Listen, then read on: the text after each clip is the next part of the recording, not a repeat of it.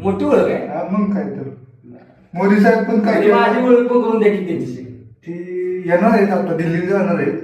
मोदी साहेबांनी बोलवलंय मग पुण्यातनं जाणार आहे ती रेल्वेनं. बर हा रेल्वे जाणार ते? हो मी ऐकलं रिक्षा टू व्हीलरवर जाणार नाही रिक्षानं म्हणते पैसा किती आहे रिक्षाने काय काय? पहिला टू व्हीलरवर जाणार होते पण कसं जरा थंडी वाढली ना आमच्या इकडं हा. मग ती परत तिथनं पुण्यापर्यंत असं गारात तिथले त्यांना थंडी सहन होत नाही हा.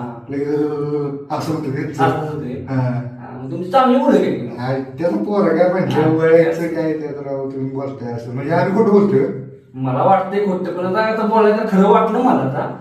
नाही तर मग त्यांची तुम्हाला मोठी पण पण- ओळख आहे म्हणायचं की आमचं काम होतं छोटं त्यांच्याविषयी.